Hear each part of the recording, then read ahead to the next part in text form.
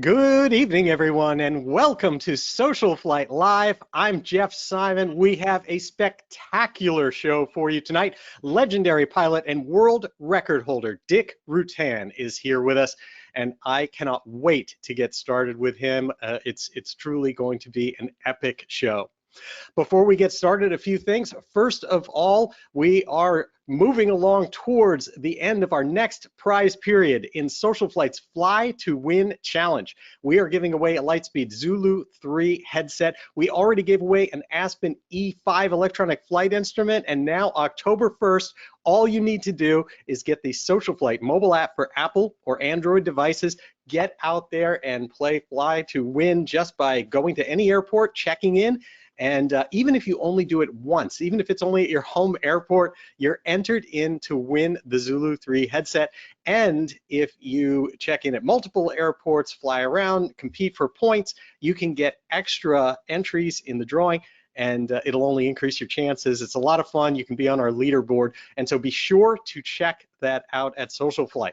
Tonight's broadcast is brought to us by Tempest Aero, a great supporter of SocialFlight. Absolutely love them. Their spark plugs, air, oil filters, so much more from Tempest, and also Tempest Aero as a whole. They own Consolidated Fuel Systems, Precision Air Motive, Marvel Shelber carburetors, Alcor probes, and Stratus oil filter adapters. So many things that keep all of us flying. And I must say that my experience as an A&P and IA has been that during the pandemic, during all the supply chain challenges, Tempest was there. They kept everything going when so many other things were stopped and so hard to get. And so a big shout out to them, and thanks for supporting General Aviation. Now to tonight's broadcast and tonight's guest. I've often thought of this show as a tribute to the living legends of aviation, and tonight's guest truly fits that description. As an F-100 Super Sabre pilot in Vietnam, Dick Rutan pioneered the use of tactical jets for what became known as fast forward air control, or FASTVAC. He flew 325 combat missions and survived an ejection when his aircraft was hit by enemy fire. Following the war, he became a test pilot and ejected a second time when his aircraft suffered an engine failure. Tonight, we are going to focus on what has become Dick Rutan's most legendary achievement. In aviation history, there are a handful of truly epic firsts. The first powered flight by Orville and Wilbur Wright, the first crossing of the Atlantic by Charles Lindberg, and the first supersonic flight by Chuck Yeager. In 1986, Dick Rutan achieved what many consider to be the last great terrestrial achievement in aviation, piloting the Voyager aircraft on the first non-stop, non-refueled flight around the world. And so I am thrilled to have him with us tonight to share some of those stories. I'm going to bring him on the line now. Please welcome to SocialFlight Live, Dick Rutan. Let's get Dick on the line here.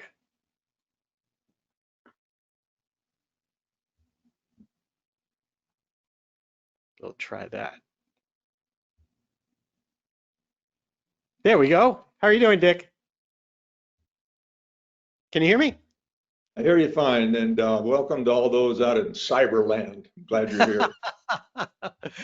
Thank you so much for joining us tonight. I am truly in awe of your achievements, and I am grateful for you to be joining us here on SocialFlight Live. Well, this is great. I was wondering if you could take us. Is the essence of life. That is very true. Old and still alive, so I got to be happy about that also. Absolutely. So take us back to the genesis of the idea at conquering this last first in aviation. Well, it was back to a little restaurant, a little Chinese restaurant called the Overpass Cafe in 1980 in Mojave, California, a little tiny hole in the wall. But anyway, it had a big, huge runway. an airport. And so if you're in aviation, you could do neat things. Anyway, I got out of the Air Force and I met my girlfriend at that time, Jeanna, and we were looking for another challenge. Anyway, I was going to meet my brother at this little restaurant, and I was trying to talk him into designing an aerobatic airplane. And we were kind of into that at that time. And right away, I could hear that he was not at all interested in hearing anything about an aerobatic airplane. And he happened to mention, he says, you know, I've been thinking about it with the advent and availability of a new material called carbon fiber, that it was now probably possible for the very first time to build an airplane that could carry enough fuel that it could fly nonstop, non-refueled around the world. So this was his idea, and by the time he got that out of his mouth, the whole concept just it permeated my psyche, and I thought, wow, that's going to be a milestone. We've set some aviation records, and they're in the record books, but this is a milestone, a non-stop, non-refuel flight around the world. And then I got to thinking about the significance of that and what that would mean to aviation, and particularly to us. And then I was totally taken up by the whole thing. And the whole thing was, I said, tell Bert, if you think you can design it, well, Jeanna and I will build it and we'll fly it around the world. Little did I know what was going to happen in the next 5.5 years, which is a very interesting odyssey that was a little bit challenging. Did you have any idea at that point that you were looking at a 5.5-year journey to even starting the flight? No, not at all. And I thought this is going to be a world flight, and all the advertisers that here's an opportunity for them to have worldwide exposure for their product, whatever it was. And for the first, I think it was almost 2.5 years that Jeanna and I, we went around to try to find that. And we talked to a lot of people, even Ross Perot and Barron Hilton, and of course all the big advertisers like American Express and a couple other ones that I can't come to mind. And we got to meet with them and talk to them about that.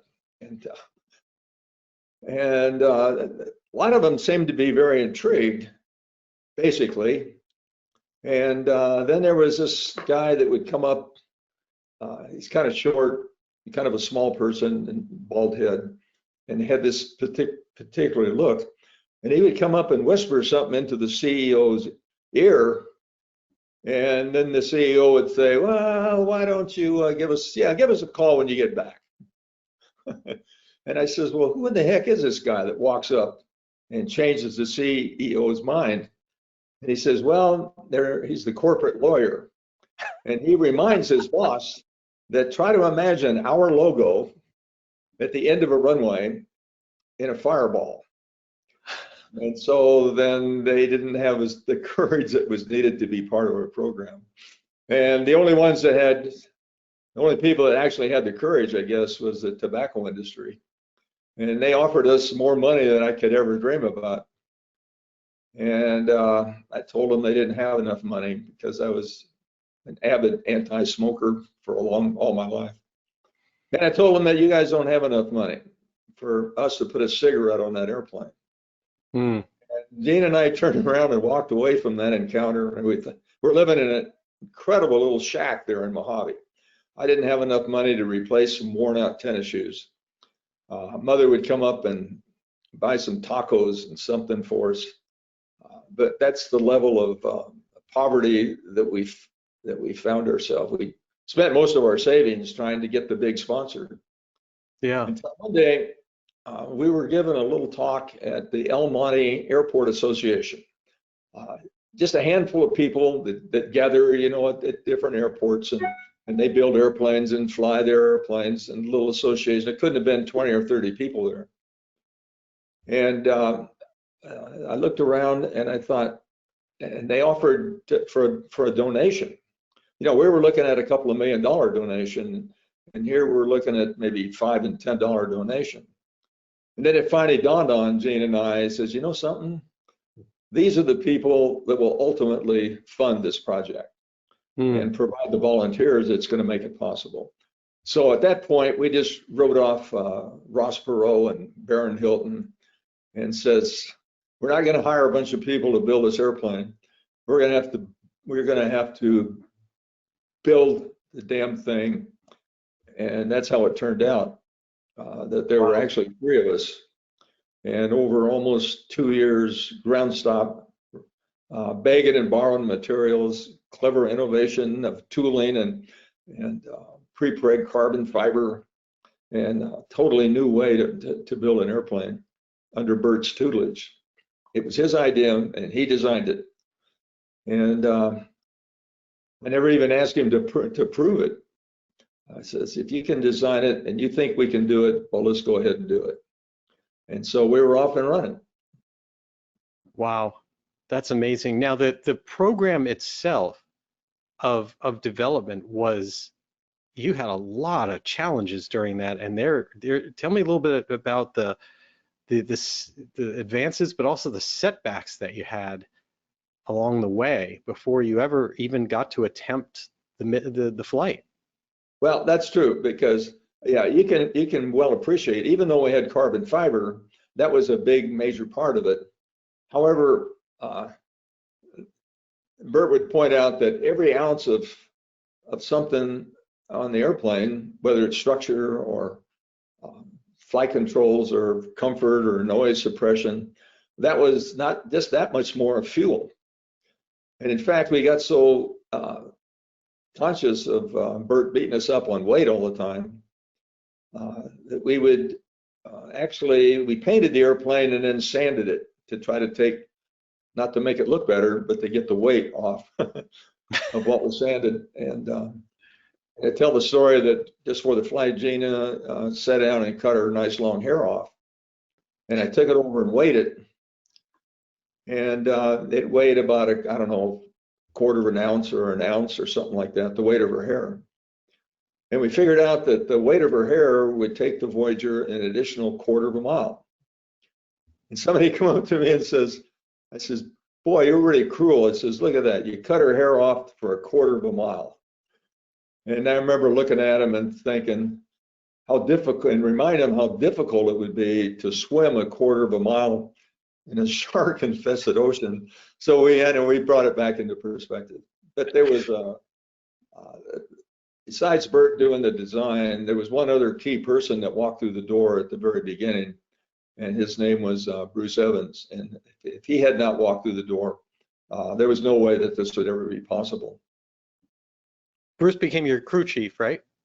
Bruce was a crew chief, and he was an extremely talented craftsman, very conscientious. And he would bring us back to reality a long times. And sometimes I would want to take a shortcut here and there, and he would keep us grounded. But his talent and his work ethics were something that the Voyager project really needed. And another thing too is that between the 2 brothers, we had different concept about how the airplane was going to be deployed and so forth. And whether I needed radar or not, or some other little bit of avionics. And there would be close to, well, let's call it a physical altercation, which Bruce would step in the way and try to mitigate this whole thing. Well, I mean, radar is one that is kind of fascinating to me, because you think about how many aircraft, of course, fly without it, but you were flying in such a kind of fragile aircraft that it became really important. Tell us a little bit about that. Well, you're right. And if you're going to have an airplane that goes that far, you're going to have to break a lot of rules. And there are some accepted practices in aviation as far as handling qualities and lat long stability and also structural integrity. A lot of airplanes will go to 4 times G's, 4 or 5 times the G loads, and without failure, and that's kind of a requirement, especially since someday down the road that somebody's going to lumber into a thunderstorm, and they need to be able to survive that. But to put it in perspective, instead of 4 or 5 load limits, the Voyager had a 0.4 of a G. Well, obviously it could fly with 1 G, just the load of flying straight and level. But if you increase that maybe a quarter of a G, then the airplane would self-destruct. Oh my goodness. And when it got heavier, there was some other, it had a real unique design. It had tons of fuel in those boom tanks laterally and a canard arrangement, and how it was extremely flexible. The wings would flap up and down, and it would, all of a sudden it would lose its static margin and it would just start porpoising. And until we burned off roughly half of our fuel load, if I just let go of the stick, the airplane would self-destruct within about 15 seconds. And I remember the very first time I tried to bank it. With a big long wing airplane, those of you that fly gliders know about adverse yaw. A little aileron could couple into adverse yaw, which couples into some other things that are not very pleasant. So I banked it to 20, I think I banked it to 20 degrees right bank, which is really steep in an airplane. And then I'm making a 20-degree bank turn, and that was cool. Then I was going to try to roll out. So the first thing you do, you're a coordinated pilot, and you give it rudder and you give it aileron in that direction to add, the coordinated. Well, it started to roll out, but then it hesitated and it started to roll in the opposite direction. So at that point, you would give full rudder and full aileron, and that just made it worse to roll over on its back the other direction. And I don't know why I had presence enough of mind to think, well, this is not working. So why don't we start all over again? So I neutralized everything. And for some reason, and I don't know where this came, but it's a good thing, that you can eliminate adverse yaw by going to 0 G. With no load on the airplane, there's no adverse yaw. So then I dumped the nose almost to 0 G with full aileron or full rudder and a little bit of aileron. So you give it just enough aileron for it to roll out. But if you give it too much, then it would hesitate and roll back the other way. And so with near 0 G, so basically the airplane, yeah, it wasn't the best thing as far as being agile. It's certainly not a fighter. It was interesting too when we tried to fly formation. If you have a new airplane, you find a camera plane and you join up and take pictures. Well, there was no way that I had enough control of the airplane to stay anywhere near camera range without hitting the target airplane. So it was really a handful to fly. Very unnerving to see the wings flail around like that. And I do have, here's a picture that was taken. Tell me how this was done. Well, the thing is that the boom tanks were to distribute the load along the lifting surface. So if you have big long wings and you put all the weight in the middle, you can look at all the root bending moments requirements of spars in the center. But if you can distribute the load along the lifting surface, if that's where it's lifting, then we'll put the load out there, and that's what the boom tanks are all about. And until we burned the fuel out of the boom tanks, the airplane acted like 3 different airplanes. So as the wings would come up, it would rotate around the boom tanks, and it would push the back of the fuselage down. So that made it to be a divergent situation. And that phenomenon became worse and worse as the airplane became heavier and heavier. And in fact, that morning when we took off, we had more fuel on board the airplane that had ever been put in the tanks before, much less flown it. So my biggest concern was that I could even fly it. In fact, when we lifted off out there that morning, we started to climb, and I was amazing. And I was saying to Jeanna, I said, Jeanna, look, I can fly it. I can fly it. And she looked at me with knowing eyes like she knew it. Well, she could have told me. But I was really amazed that I could actually fly the airplane, because I thought with that extra fuel and that decaying of pitch stability, that maybe even the world's greatest velvet arm pilot would not be able to fly the airplane. Even thinking of that, the idea that you were surprised at the beginning of this flight that it was actually working is mind-blowing. What a razor's edge you guys were on with this flight. Well, another thing too is that the engines, actually it was a single engine airplane by all aspects. And we put another engine on the front for takeoff, climb, and initial cruise. And we would halfway around the world, we would consume 3/4 of the fuel on board. Let's see, I forget that. But anyway, before we got to Guam, we were over half the fuel was gone by design.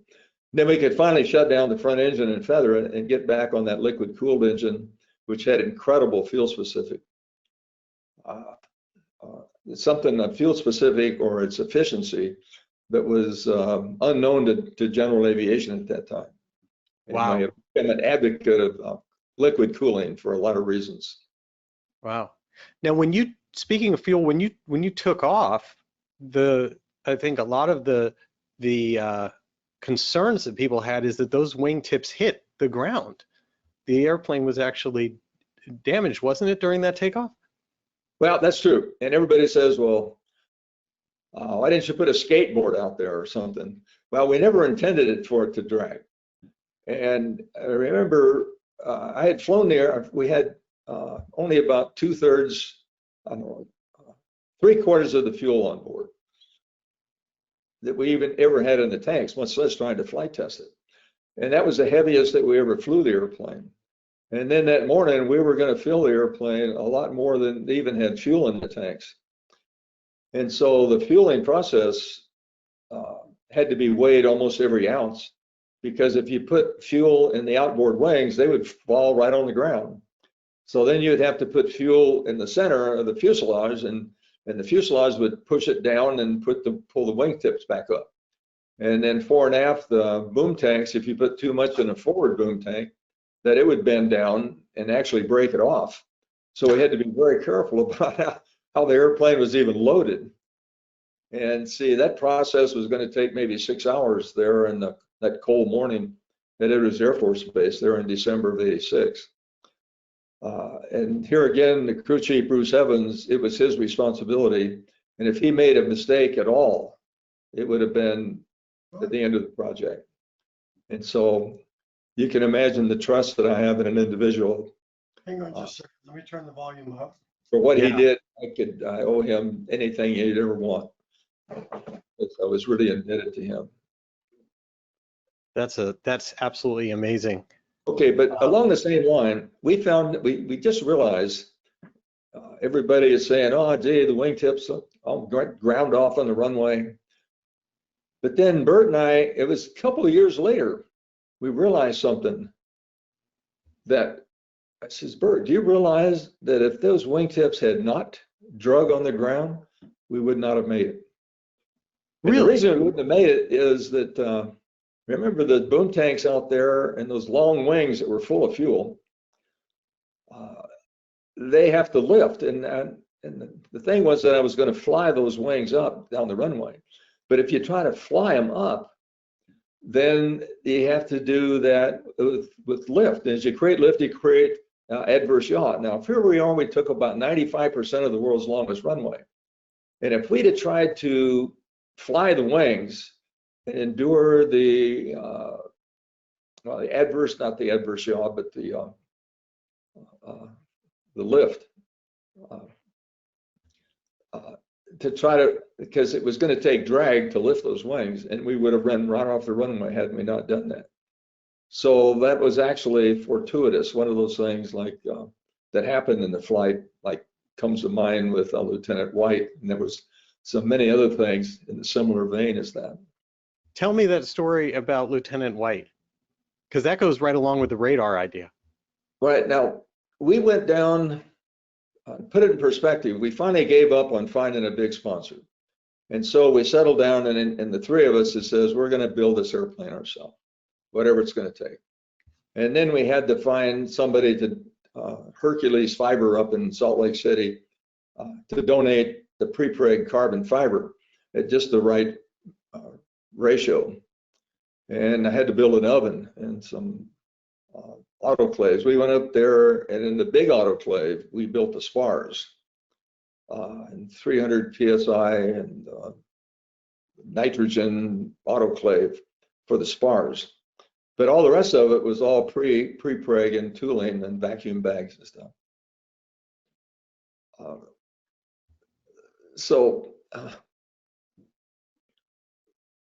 Yeah, that was a big challenge. And here again, the airplane was built around 1/4 of an inch thick of paper honeycomb core from Hexcel. 1/4 of an inch thick honeycomb.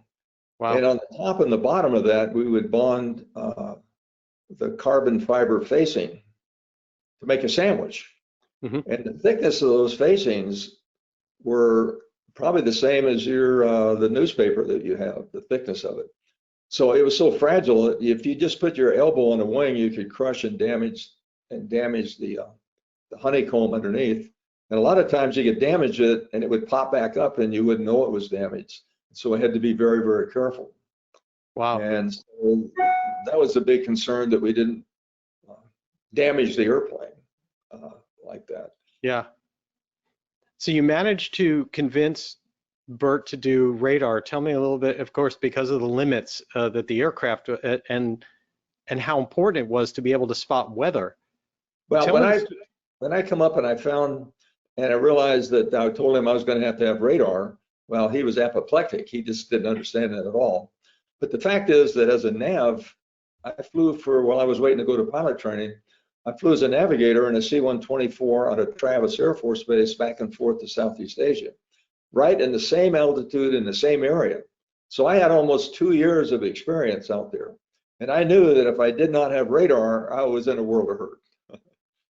And as it turned out, we did use radar, and we also use it for navigation. You know, this is before GPS. If you can imagine a time before we had GPS. So it's amazing. And then so you've got this. I love the story about Lieutenant White. So you're out at Edwards and planning on relying on radar. Tell me about Lieutenant White. Well, let's see. I was able to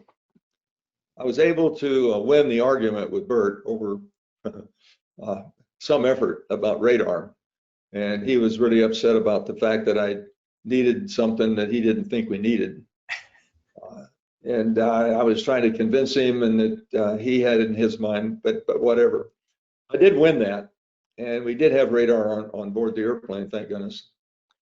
And the story about the avionics package, I was sitting at my desk one day and we were trying to find the avionics package. And when we first flew the airplane, we had some borrowed avionics and a handheld battery-powered radio, and that's what we used to fly to Oshkosh and back prematurely. So we needed some sophisticated avionics, sophisticated autopilot and navigation system. Like I said, it was before GPS. So we had to use VLF and Omega, which is kind of a poor man's inertial nav system.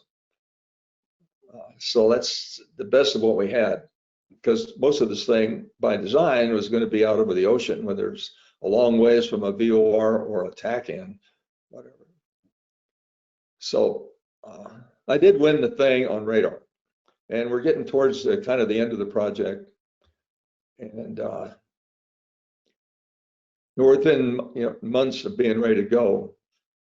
And the weatherman came up with a certain weather window that we had to fly, and he's looking at world weather, about where we can go and so forth. And we kept being delayed, and I thought we were doing pretty good until one day we were on a test program, one of the heavyweight test programs, and it happened to be just west of Edwards Air Force Base. In fact, I could, outside of the restricted area, I could look down this world's longest runway. And then in the interest of trying to save weight, we went and got a propeller system that was nowhere near up to the task. And one of the blades came off. And if a blade comes off an airplane that you're flying, it is a memorable experience. The vibration is such that you can't see anything. It's all you can do is hear this horrible thing. And now in a push-pull airplane, you have no idea what engine it was. And fortunately, Bruce was on my wing, and in fact, he was filming it. And of course, he saw the propeller blade come off and go careening over the top of the airplane. And the noise was such that the only thing that I wanted to know was which engine it was, because there was no way to differentiate between what engine had gone bad. And so I asked him, and he told me, and and it was garbled. And of course, here I am. There's parts of the instrument panel falling in my lap. All kinds of stuff coming apart in the airplane, in the cockpit. And I had to have that little bit of information. So if you listen to it, the anxiety on Dick's voice was something that was something other than cool Chuck Yeager about what engine is it. And finally Bruce realized that, and he told me over and over again it was the front engine that shut it down. Now, one thing about losing propellers blades or having a vibration like that, especially the guys fly Formula One with those propellers that come off, and when one blade comes off, tears the engine off. And those Formula One racers, they have a big cable around the engine. And sometimes the propellers let go and it tears the engine off the mounts, and the engine will be hanging between their legs as the airplane is dead stick. But anyway, I knew that the vibration had its natural frequency. And when it slowed down to that natural frequency, it would in fact rip the engine right off its mounts. And so that being the case, we had no choice. I reached up and shut down the front engine and saw its RPM slow down to reach the natural frequency. And when it did, wham, it ripped the front engine right off. Now, when we built the airplane, this carbon fiber structure to hold the front engine on there, on the firewall and the forward fuselage, I didn't think it was even strong enough to hold the weight of the airplane, much less being ripped the steel engine mounts apart. But that's what happened. The engine ended up laying on the cowling, basically on the cowling on the bottom of the airplane. But then I thought there couldn't possibly be anything connected, like rudder, pitch, aileron. I could have fuel smells. I had the radar fell out in my lap. Another instrument fell out of my lap, and I'm trying to push them back in. And so the cockpit was an absolute jumble of a mess. And then when I realized that all three controls were still hooked up, I thought, wow, maybe I can live. And so then we made the classic call again to Edwards Air Force Base. Edwards Tower, this is Voyager 1. I'm 4 miles east, or 4 miles west. Mayday, mayday, mayday. Those are the magic words, and you can get into any restricted area and land on any runway. You can. So we just made a virtually dead stick. Now we're really big, heavy. Now going into this runway, I knew it was long and I could make that just fine. But however, we knew the airplane was heavily damaged and it was going to be a lot easier to fix it at home. And I could have made a 90-degree left turn and it would have been about 5 miles to our home base. But I didn't know that we did not have single engine capability. And if I screwed up the approach, there was no going around. Or if I ended up a little short, there was no, I couldn't make it to the runway. But I thought, well, I'm a pretty good pilot, and that's really important that we can work at our home. And then Bruce said something about, well, all that stuff came off the front engine, and we did not know how much the back engine was damaged. So all of a sudden, that made the decision good. So we went and landed at Edwards. Wow. And after that, I'm getting more emotionally tired and really spent. And we pulled off on the taxiway and shut it down. And I laid down on the ground and put my head up against the tire. And I thought, well, there's no way we can fix this thing. So it's going to be a year before we get to regenerate this whole thing. However, most of the volunteers and stuff, they weren't going to handle that. And so they went ahead and regenerated it. And we taped up the cowling with duct tape and flew the airplane back to Mojave. We defueled it and flew it back to Mojave. And then we had a whole bunch of work. All the avionics, the radars, everything had to be sent back to the manufacturer. Both engines had to go back to the manufacturer and be torn down and inspected. So it was a huge job. But the long and the short of that was that we were going to be outside the weather window. And the weather guy, Lynn Snellman, he come up to me and he says, well, Dick, he says, we missed the weather window, so it looks like it's going to be another year. Now, I was really beat. I said, Lynn, I says, I tell you what, right now the airplane's not ready. And we're going to work like mad and get it ready again and fix this stuff. And when it's fixed, I'm going to fly around the world. Now, you go back into your weather department and you find us a way around the world because we're going to go. There was no more. I had borrowed so much stuff, a bunch of computers and stuff to weather loop. We had all 5 of the world's geosynchronous weather satellites hardwired into our mission control, and there was no way to wait. There wasn't. And so Lynn came back the next day and he says, Dick, I think I found you a way around the world. He says, except Africa. I can't get you across Africa. And I looked at the map, and there's a big, long map. So it's a huge thing. And Africa is only about that far on the map. I said, heck with it. I'll just worry about Africa when we get there. It was just a couple of days, basically. There'd been a lot of people that come by the Voyager project, and had I stopped and talked to all of them, I would have never gotten. I'd still be talking to people. So we come up with a rule. It's called the 5-minute rule. It says no matter who you are, whatever, I'll talk to you for 5 minutes. And after 5 minutes, conversation's over and you have to leave. And so we had the 5-minute rule. Anyway, this guy calls, and I think he walked in. He said, I'm Lieutenant White, nice looking guy, Air Force officer. And he's from Edwards Air Force Base. And he says, I got something you got to take. And he was really insistent. He was double insistent that we take this. And a lot of people would come up and say, hey, I got this gizmo. It's really cool. And what do you think? Maybe we can get it for you. And being a gadget freak, sometimes that was, some of those things were hard to turn down. But this guy was the tenor of who he was after us on this. He showed us that, and they were the latest in military style night vision goggles, and you could see at night. And the first thing I says, hey, I've just got the most sophisticated radar from Ed King. Yeah, did I tell you how we got Ed King? I knew that I needed Ed King and his radios, and they were really the best, and they were the lightest and most reliable. And there was going to be about $250,000 worth of avionics with the radar and the long-range communication, the HF radio net, the Autopilot, and the very latest that he had. And I had the phone up in my ear, and I had the Rolodex open to Ed King. And I was about ready to dial his number. And I was trying to come into my mind about what I was going to tell Ed King to convince us to donate that amount of avionics. And the phone rang. And it was Ed King. He said, Dick, I know what you're doing, and I'd be honored if you would use my equipment. Well, I almost swallowed my teeth.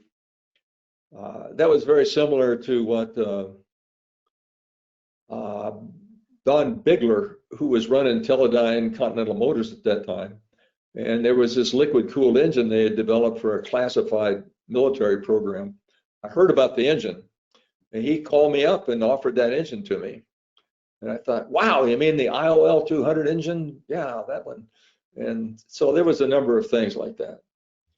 Anyway, Lieutenant White called. He came in and he showed us this stuff. And I was kind of arguing with him and telling him to kind of go away. And so I says, well, okay, I'll check them out and see if they're any good. And so it was dark that night, of course, dark as the inside of a cow in Mojave, the desert. And I walked out and turned his night vision goggles on, and what I could see was phenomenal. I couldn't believe it. If you put them down and all you saw was black, you put them up and you could actually see things. Kind of greenish and kind of pixely, but man, the stuff you could see. Now, I knew that Bert knew that I was going to take this after he acquiesced to having us give us radar, that there was no way. So I'm being a gadget freak, you know, like most of us are gadget freaks. We like gadgets. And I told Jeanna to go and hide them underneath the floorboard in the back of the airplane. And so Bert couldn't find them. So that's how they ended up on the airplane. Little did I know that that was going to save our life within about Tell us 10 about hours. that. Tell me why the night vision goggles really saved your life. Well, that morning at Edwards, it rolled down the runway. The wings were dragging on the ground. Bert was chasing us, and Mike Melville was chasing us in an airplane and screaming, Dick, pull back on the stick, pull back on the stick. You got wingtips on the ground, pull back on the stick. And for some reason I didn't, because I was worried about having to fly those wings with this divergent thing with it on the landing gear, because the dynamics of those oscillations on the landing gear would be different than they were in flight. And so I just left them. I just ignored them. And it's a good thing I did. How did I pull back on the stick when they told us we wouldn't have made the mission, because the induced drag of lifting all that tons of fuel out there would increase the drag, and we wouldn't have had takeoff speed by the end of the world's longest runway. Wow. So they did it. For some reason, I didn't think that we were that close to the end of the runway. It was in my mind. I was only interested in the speed, and I think we needed 94 knots indicated, and I let it go to 98 knots, I think, from Mom, something like that. And then the first time I reached down and grabbed the stick, and I said, Dick, if you've never been smooth at any time in your life, you better be smooth right now, because this is the big one. And looking at the film, that those wings down on the ground, they slowly came up, and they came up to level, and then the wings just kept going up. The wingtips kept going higher and higher. And I thought, oh my God, they're going to touch over the top of my head. And so I actually hunkered down a little bit so I couldn't see the wingtips, and just kept easing it back, and it lifted off. And we flew in ground effect until we got 100 knots. And then we had excess power to climb. We climbed to 6,500 feet that morning. I made a couple of orbits around the field. And the neat thing about Edwards Air Force Base is this big, huge lake. If you run off the end of the runway, you run off into the dry lake. And so there's not a road or a ditch or trees at the end. And it's probably the 7-mile overrun that's really saved a lot of people, which is very nice. But the departure profile is that the higher I got, the farther away from the center of the lake that I could become. So we kept climbing higher. As we started to climb higher, it was farther away. And the theory was that if I had anything wrong, the engine's overheating or some other emergency, I could just dump the nose, turn towards the center of the dry lake, and make a dead stick landing until we got high enough. So I did climb to about 6,500 feet. We made a couple of orbits. Things looked pretty good. And of course, the wingtips were there, and I had to shake those off. And I knew that if I got that thing airborne, there was no way I was going to quit. I was tired. I didn't care if the damn airplane was on fire. Literally, I was not going to quit. And then after a couple of orbits and we got rid of the wingtips, they shook those off.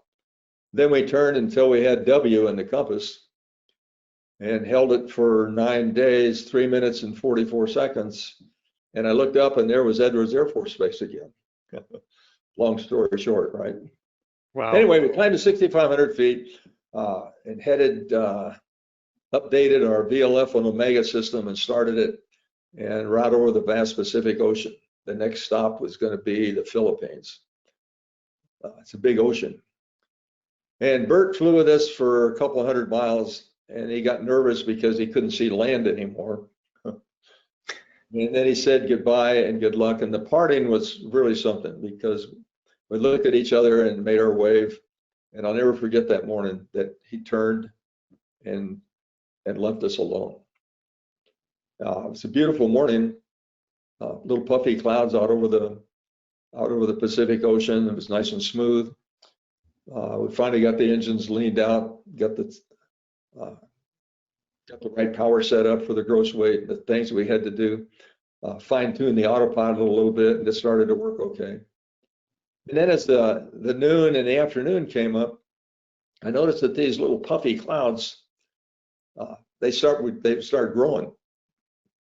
They get bigger and bigger, and occasionally they were above our flight level, 6,500 feet. They'd be poking their way up. Now here, this airplane was so fragile at that point. Its structure, just a very little bit of any kind of light turbulence at all would have taken the wings off the airplane. Or just the flying qualities. If I had to bank it or do something, it was there's just no way that I could handle the airplane.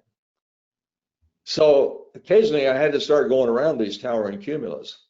Now they weren't anywhere near thunderstorms or anything like that, but occasionally there were some bigger ones that they would grow maybe to 15,000 feet. And towards evening, and I was going around one, and I was looking up ahead. It was about 10 o'clock. At the 10 o'clock position, it was over there, and I had to make a 15-degree heading change to go around this big thing. But if you were in any kind of other airplane, you wouldn't even give it a second thought.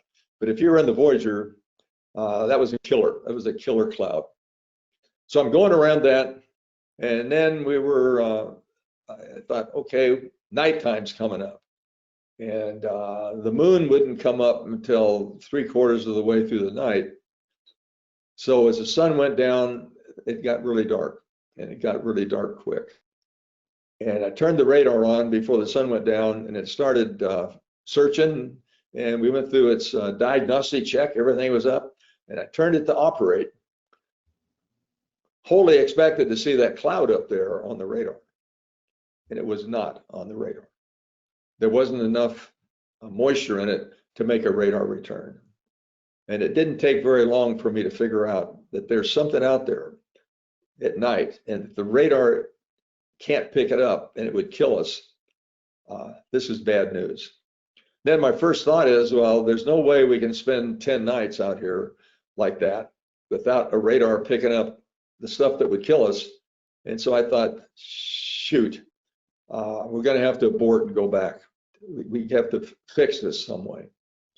And I grabbed the heading knob, and we started a 180-degree turn that morning or that night. And then it dawned on me something else, and that was aborting, Dick, is not going to save your life. It's going to take you all night to get back home. And those same things are going to be out there, and eventually you're going to run right into them. And then I thought about the anxiety of knowing that there's something out there, you can't see it. And it could be 10 feet away, it could be whatever. And then just the anxiety of hitting one of those invisible, just, grabbed my heart out. And I thought, good gravy, of all the things to happen, that we thought could happen, and that this. And I thought, turning around isn't going to save my life. We're still in a bad position. And then I thought, Lieutenant White, holy bananas. Jeanna, get that box up here quick. And so then got it out, turned them on, looked outside, and sure enough, I could see the clouds that the radar could not pick up. Boy, was that thing. So now we're back on course. And then I thought, wait a minute, this is a 10-night flight. How long are the batteries good for? And then I thought, remember what my mom said, you got to do the best with what you got. I says, I don't know how long these batteries are good for, but what I'm going to do is ration them as much as I can. So we decided to take a 3-second hit on it, turn them on for 3 seconds and memorize, shut them off, and then wait for 15 minutes and then turn it back on again. Take another 3-second look until we got to moonrise. Well, then I took a look and I says, well, we can fly for at least 15 minutes, I thought, and then I could turn the night vision goggles off, and then now I'm looking outside, it's black. Now I can't see, but I've taken a look with the night vision goggles, and I thought, my God, I wonder if the depth perception is good. Maybe these the wide angle. One of them's drifted over. Maybe one of them popped up in front of me, and I couldn't stand it more than about 5 minutes. I couldn't stand it. I had to take another look, and then I took another look, and then I was right the first time. And then the only way that I could go through 15 minutes running into black, not knowing, was I kept thinking about, Dick, a week and a half from now, you're going to need one more hit to get to the very last dawn. And the batteries are dead. And then you'll look back a week and a half before that you wasted one that you didn't need to. And now you've lost it. So with that in mind, that was the motivation to sit there for 15 minutes to take another look real quick. Oh my goodness. And then, you know, the most anticipated thing on the whole flight, and that was moonrise, because when the moon would come up, then we could see visually. And that was a big event every night for us. Wow, that is truly amazing.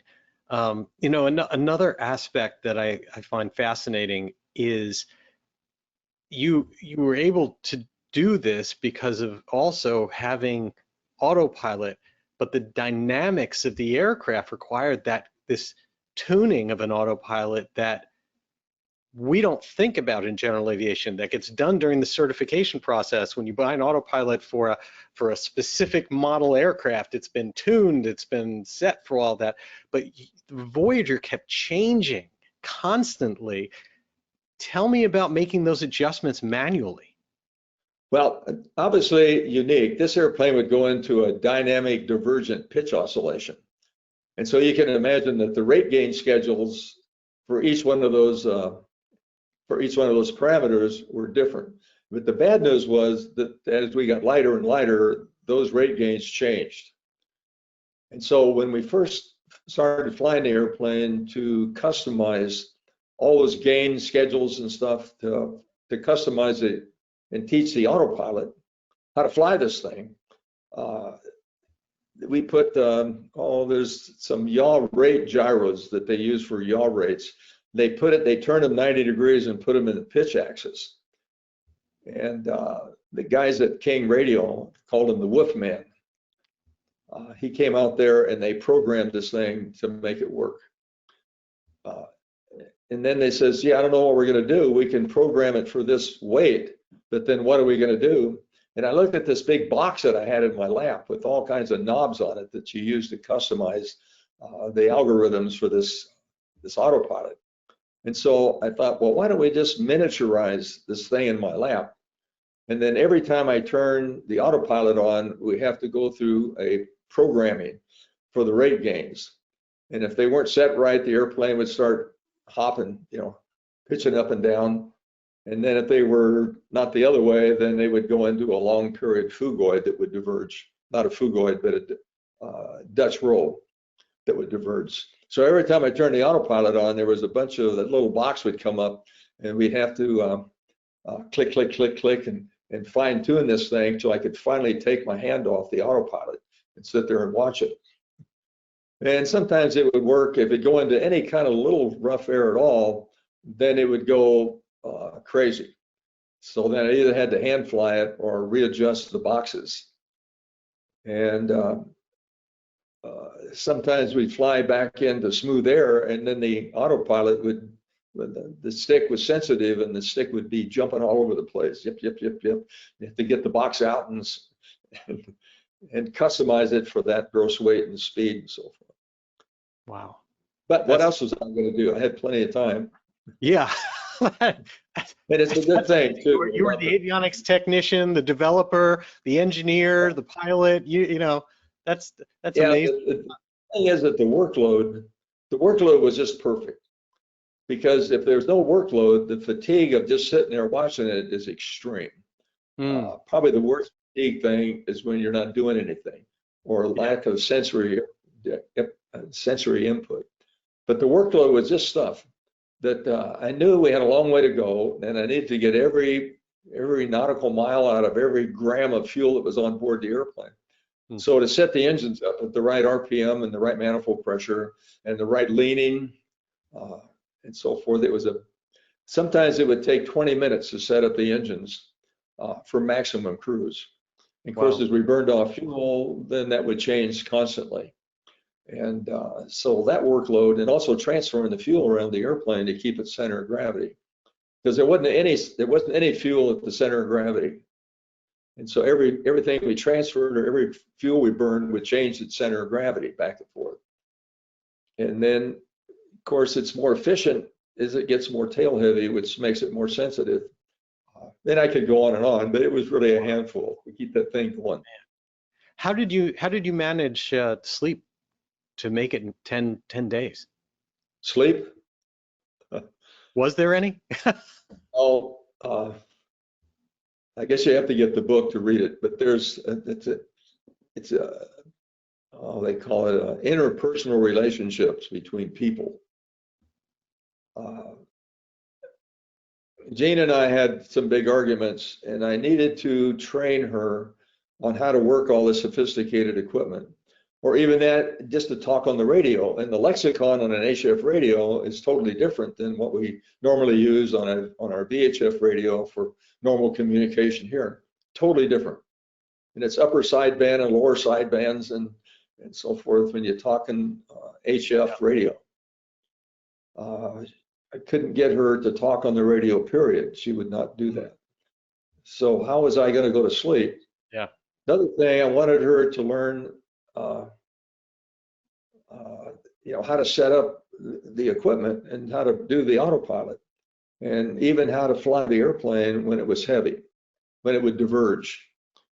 And so we put her in the seat to try to train her to fly the airplane. Now I'm laying on my side, and I'm reaching around behind her to get a hold of the stick, which is on her right side. And I kicked off the autopilot, and she flew it for a little bit, and then the airplane started on its pitch mode, and she couldn't handle it. It was going to get divergent. So I'm laying on my side, upside down, reaching around behind her to grab the stick to dampen the thing out. And then she jumped out of the seat, and it's probably the only time I ever saw her really scared. And but the long and the short of it was, until we burned off enough fuel that the airplane, if the autopilot kicked off, it would stabilize itself out, had positive pitch damping. And that wasn't going to happen until almost the Philippines. Wow. And it's the Pacific Ocean is really big. Yeah. And we will talk about the book, obviously, which people can get all the details on. What was the greatest? I mean, what you're going all the way around the entire globe. What place do you remember the most before you came to the landing? What place do you remember during that journey the most? The good or the bad things? Well, how about a good moment? I sat in the seat and I didn't get out for 3 nights. And at the Philippines, going into the 4th night, I thought, well, Dick, you're really this real great Sierra Hotel jet fighter pilot. You can handle that. But even you, Dick, you can't do it 4 nights in a row. You just can't do it. And so I did get out of the seat and lay down.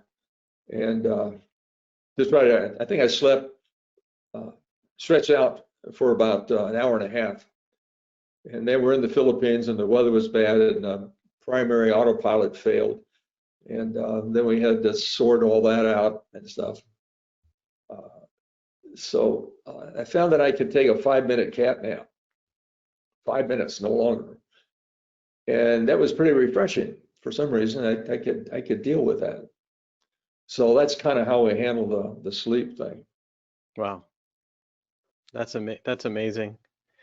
You tell a story of what it was like to make that last amount, get back for that landing and fuel. Tell me a little bit about that. Well, a couple of big things. One of it was, and here again, it was the fact that the co-pilot never refused to learn anything about the airplane or how to run a radar. And it was Africa, and I was told her to give me instruction to wake me up at Yankee Delta, which is a checkpoint in Africa. It's about an hour and a half before a 14,000-foot mountain there in Cameroon, and we were at 7,000, and it was dark as the inside of a cow too that night.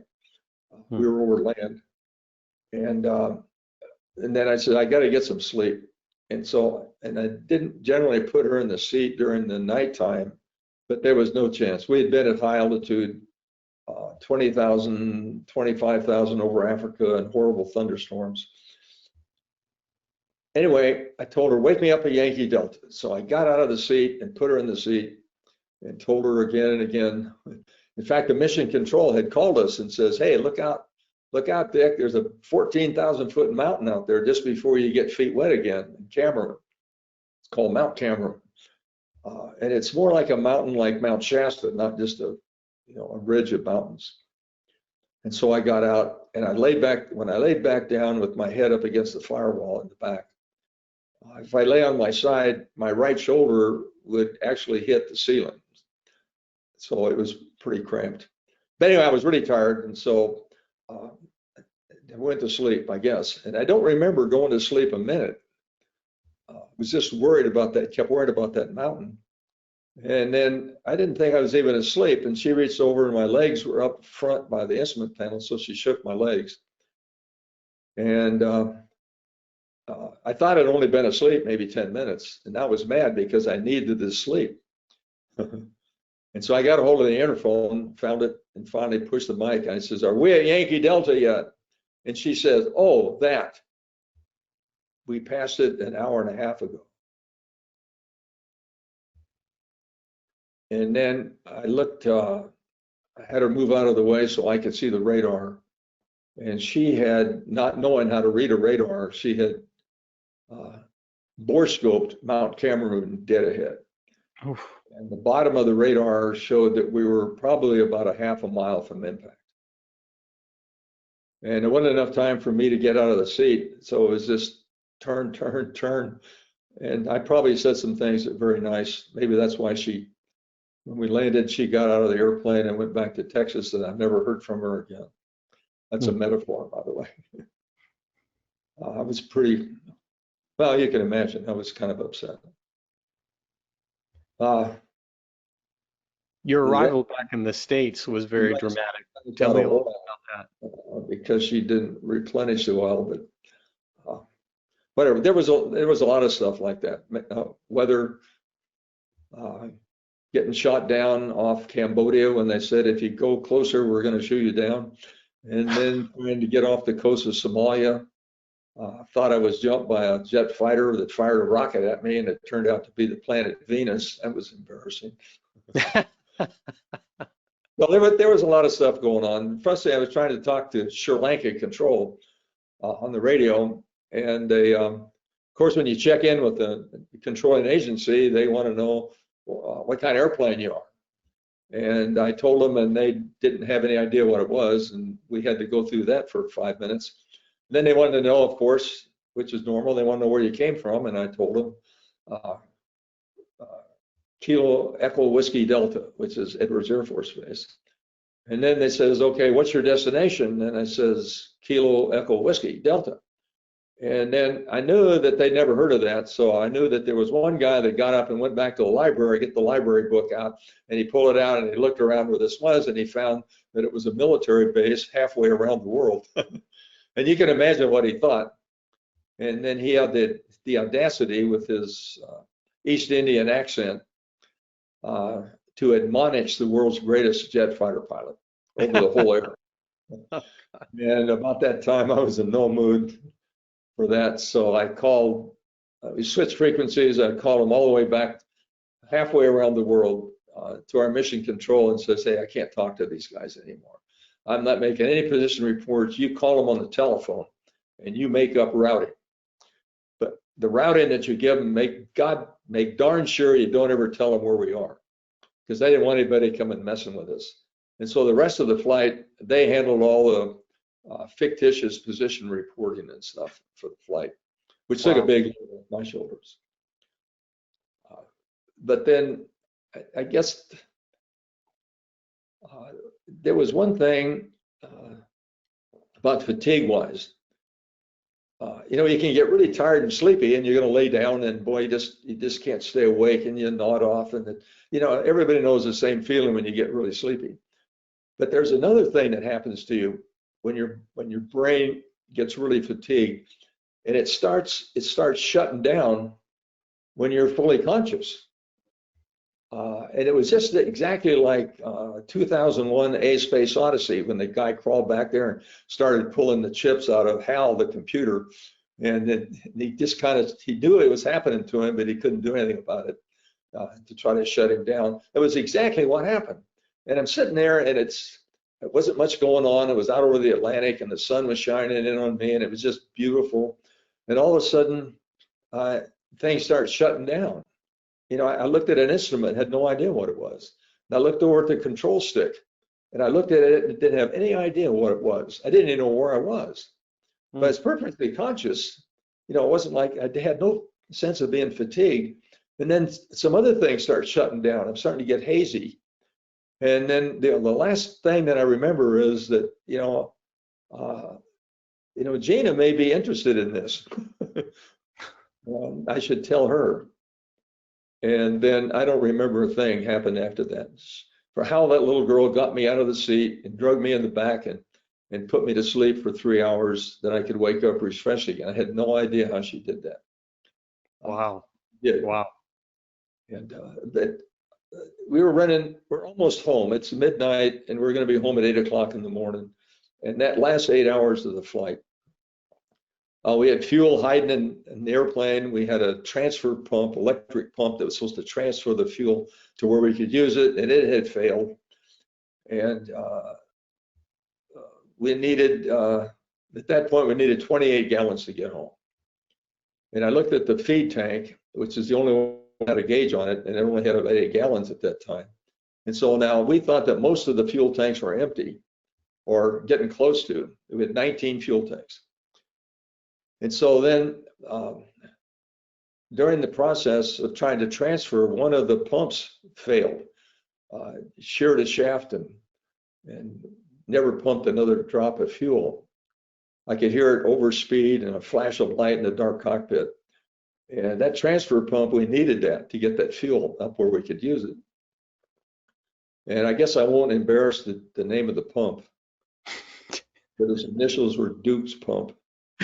Anyway, we didn't take backup for some reason, and we really needed that. So the only other thing was that on the other side of the airplane, we had the only working one, and I went around, visited all the tanks, and got every last drop that I could find. And then I knew that we had the last fuel that was out of the tips. I don't know, it must have had maybe 15 gallons. That was the last fuel that we wanted to use. And so I went out there and emptied one of them, I think, and then we swapped the tank, we swapped the pump, disconnected it, all the fuel lines and fuel all over the bottom of the cockpit.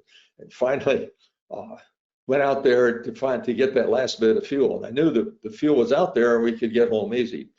And I turned on the transfer pump and it started transferring. And the tank only had about a couple, 3 gallons in it, and it was empty. It had leaked. And so now we had lost about 3% of our fuel to a fuel leak. And at that point off Cabo San Lucas that night, we weren't going anyplace.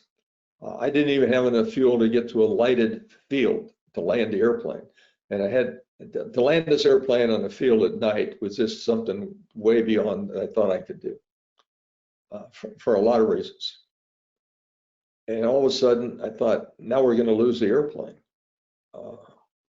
And I thought, look at 5.5 years. Look how far we've gone. Look how much we've done. We turned down the tobacco money. We did it for all the right reasons, and it was a volunteer thing. And it was just the challenge of doing something really incredible, an unrefueled flight around the world, and it was done on a shoestring. Just like a bunch of talented people got together and decided, screw it, screw the money, we'll just do it anyway. And all those talents came together. And I kept thinking about that. We get this close to home. And I thought, fate can't be that cruel. We're good people. We did it for the right reasons. My heart was pure. And I thought, God. And then we're doing, not to get too confused about the tanks and the switchology. The front engine hadn't run since back in Guam. It's feathered, and so trying to sort this thing out, I starved the fuel to the engine, to the back engine, and the engine quit. Now we're in a glide, and with a failed transfer pump, and it also was supposed to be the boost pump to take the fuel and boost it back to the engine. That was the one that failed. And I sat down there and selected a fuel tank that had fuel in it, and I didn't have a boost pump for it, and the engine quit. And then so I kicked it off autopilot and started putting the nose down to keep the speed up, to keep it windmilling, because the back engine had no starter. If it stopped, we were screwed. So I'm diving to the ocean, trying to keep the speed up and keep it windmilling, and then trying to sort this thing out. But the darn airplane wouldn't start. And I called mission control and I says, hey, we just got a flame out. And after a couple of minutes, actually we're in a spiral. I could see the moon going by.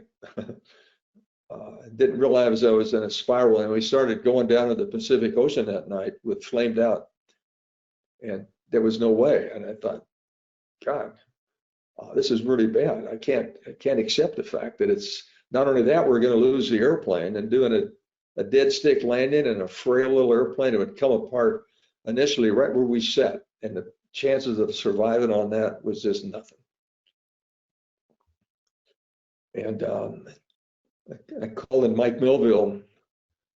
We're flamed out, and we did this, and this, and we're standing by for restart. And after about 3 minutes, which would seem to him like an eternity, but not hearing from us, he says, Dick, you got any firing? You got any pressure?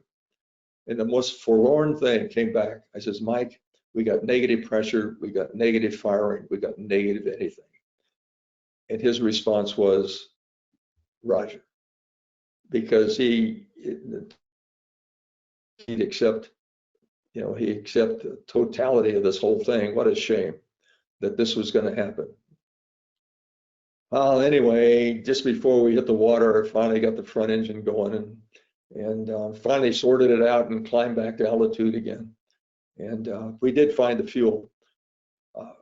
We got the thing transferred, and we're going to looking at other tanks, because all we needed was 28 gallons in the main tank, and it had a gauge on it, and it would come up that night.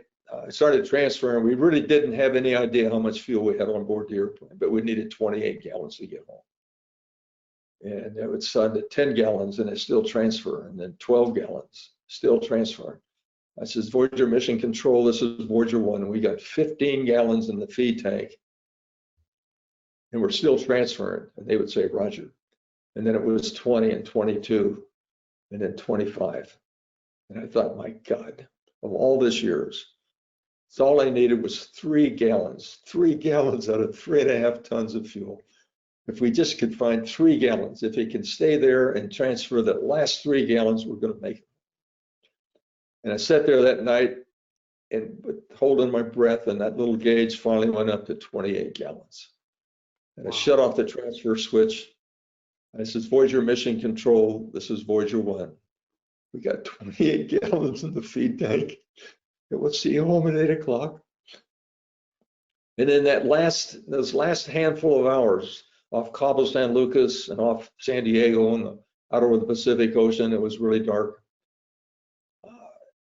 At that point, and I felt like it was an Indy race car driver on the last lap, and he was leading, and he's hoping that the engine doesn't blow, or it doesn't spin out, or it doesn't blow a tire. We're checking this and checking that, and is everything okay?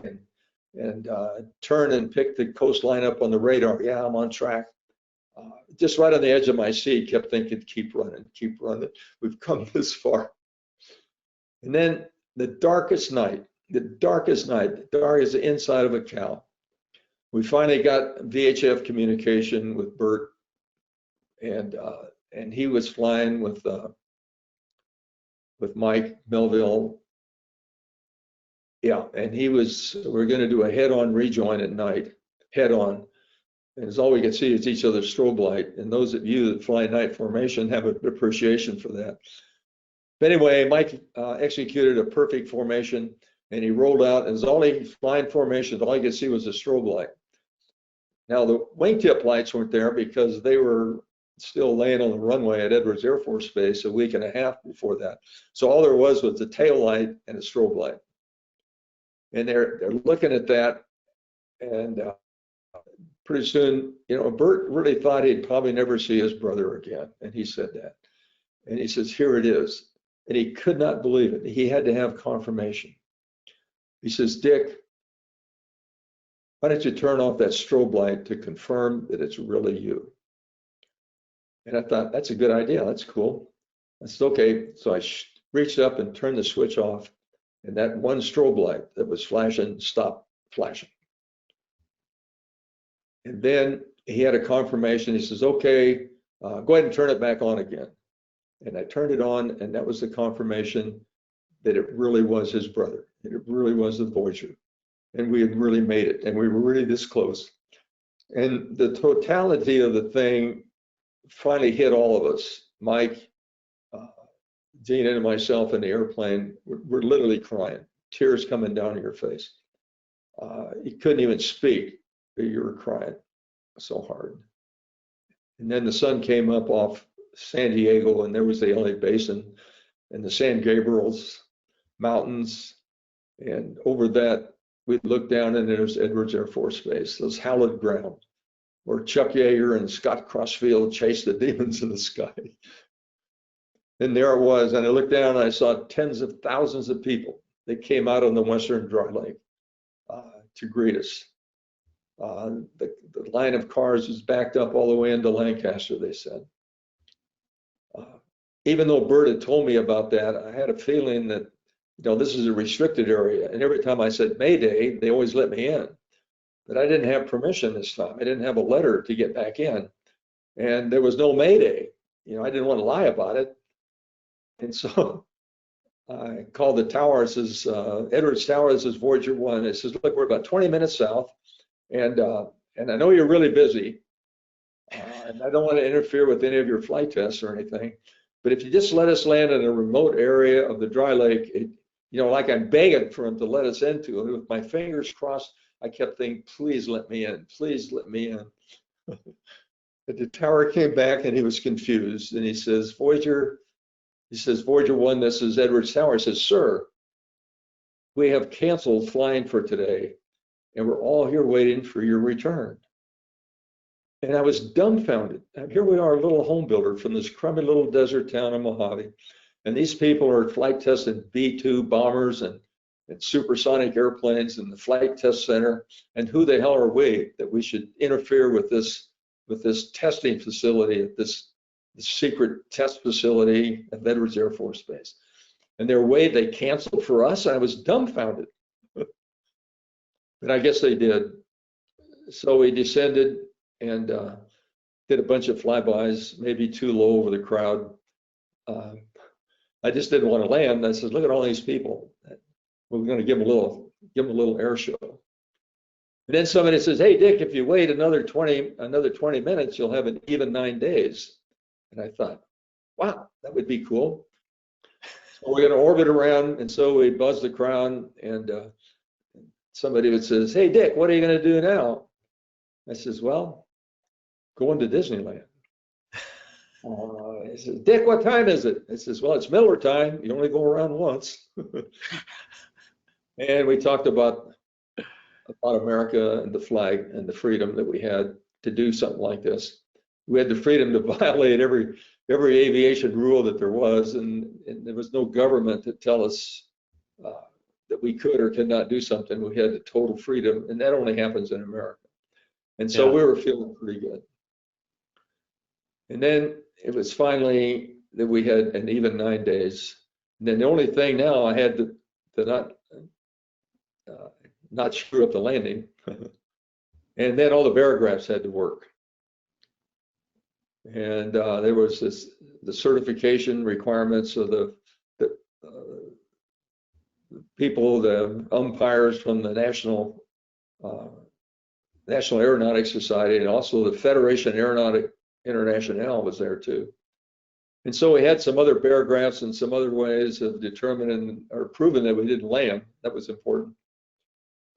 And so I came around and they counted down. Now in the middle of the dry lake, there's no depth perception. And look at me, I was numb with fatigue, and I didn't know what my depth perception was going to be. I was really worried about that. So we came around and Jeanna put the landing gear down, and now we were in final approach to that hallowed ground. We touched down and taxied up to the crowd, to the TV cameras, and shut down. And then the inspectors came and they had to remove the barographs and photographed all the seals and so forth. And then it was time to get out. And there was a lot of people around. And of course, I got out and I was sitting on the edge of the airplane, and a lady come up from one of the networks, I think, and she had a TV camera there with us, and she says, you know, what's the first words that you say to the world? And she kind of mentioned that, hey, this is the first words and the whole world is listening to you. And I hadn't thought about the words that I was saying. I was just so bloody glad to be back. And I don't remember what I told her, but I think it was appropriate. However, I'd been laying down for a week and a half, and I didn't realize that my legs were totally atrophied. They weren't going to work, and I didn't realize that until I tried to slide off the fuselage and put my weight on the ladder to get down, and my legs were just like rubber. Okay, now here's this fighter pilot saying, and I knew, and they all thought they were going to have to carry us out. They'd set up ladders and stuff so they could winch us out of the cockpit because we'd be totally immobile. But if there was, you know, they'd never let me back in the fighter pilot bar again. That never happened. The Eagle was on the landing gear. And so when I put my weight on the ladder, they were just rubbery, and they wouldn't work. And yeah, you try laying down for a week and a half and then try to walk right away. So I pushed myself back up on the fuselage, and now I'm frantically working my legs, trying to hide the fact that I knew that I couldn't walk. And wow. So after a little bit of exercise legs, and finally I thought that I was good enough that they just barely handled me, and so we got down. Anyway, they did remove all the barographs, and we did get official credit for the first around the flight, and that'll work. And then they grabbed Jeanna. She had, after the 4.5-day flight, we were on TV, the 3 networks were there, and Jeanna had passed out. And they carried her off in front of all the networks. But that was another flight about 6 months before that. Wow. So as soon as Jeanna got down, Susie Bowman, the nurse, grabbed her and made sure that she was not going to pass out again in front of all this network camera. And then they drug her off immediately to the ambulance to go to the hospital. Wow. Now, all those medical guys, they couldn't wait to get their hands on me for hearing check and cognitive and some other tests that they had. And I says, you know, for 2.5 years, my routine was a shutdown. And I get out of the airplane and we do a post-flight, look around the airplane and see what broken, and had a big write-up of things that were wrong. There was a lot of things wrong with the airplane. And walking around the wingtips, and Bert's out there, he's looking at all the dead insects to determine how many a laminar flow disturbance that a dead bug on a leading edge of a wing could cause. He was doing that. And I was going around the airplane, and I looked at the left wingtip, and it was ground away. And I went back to the back engine and looked at it, and there was a bracket that almost came apart, that one of the propeller brakes almost came through, almost broke enough. And I looked at that and I thought, boy, that was close. but I didn't care because we were going to fly this Hummer again. So I walked around out to the right wingtip, and there was another volunteer. His name was Fergie Fay, and he was a cool guy. He was a P-51 World War II fighter pilot, and he was standing there. And I walked up, and I was looking at this wingtip, thinking about the write-ups that we have to write up and debrief the thing and figure out how we're going to do to fix it, and engineering and so forth to correct the things that were wrong. And I looked at that wingtip that was all tore up, and I thought, and it finally hit me. I says, Ferg, do you have any idea how many things are wrong with this airplane? And we don't have to fix one of them. I says, okay. That's amazing. Well, so, Dick, I want to show everybody your book so that we can make sure that they get out there and get it. The book is The Next 5 Minutes. If you want the entire story, it's available on Amazon. You can also get a signed copy of it, and it is also available via audiobook through there. And there it is. I am absolutely looking forward to having that here on our shelf here in our studio. And Dick, I just want to say thank you so much for coming on the show. Again, the book is The Next 5 Minutes. Everybody needs to go get that. Yeah, the majority of the book is a flight of the Voyager, but the book's name is The Next 5 Minutes. And I realized how many times I sat in a cockpit and wondered what the next 5 minutes of my life was going to be like riding a burning F-100 out to the Gulf of Tonkin and ejecting during my combat days, and a couple other ejections and some other problems that we had with flight tests, and had to bail out of a balloon that was supposed to go around the world and ended up in a cholla cactus patch. So sometimes you try things and they don't always work. But I look at that as character development. Will we be able to get you back here on the show to talk about war stories and some of your other adventures? Yeah, you bet. And that'd be wonderful.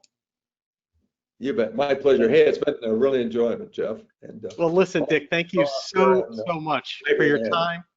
Thank you for your time. Thank you for everything that you have done for aviation, for this country, for the world. For you've been an inspiration to millions, and I'm just grateful that you're able to tell your story here. And I look forward to you coming back on telling more of the other aspects of your life. Again, to everyone out there, the book is The Next 5 Minutes. Be sure to get that. And the only way to fail is if you quit. And that was words that helped us out. Absolutely. Well, thank you so much for joining us tonight on Social Flight Live, Dick. It's been wonderful. You bet. Go get it. Have a good evening. Bye-bye. And to all of you, thank you so much for joining us here on Social Flight Live for this amazing show with Dick Rutan. We'll be back next Tuesday, September 12th, with Phil Soucy, RSO on the SR-71 Blackbird. Really amazing stories to hear from Phil, so I'm really looking forward to having him on the show. And then on Tuesday, September 19th, M0A's Jason Schappert will be joining us, talking all about flight training and some of the new things that he's teaching over there at M0A. And then on Tuesday, September 26th, Army Black Hawk helicopter pilots Chris Reeves and Cole Hamilton will be here talking about flying the Black Hawk, as well as doing that within the air show. They flew the actual air show at AirVenture, and they're going to talk a lot about that. So thank you so much again for joining us, and I wish you all blue skies.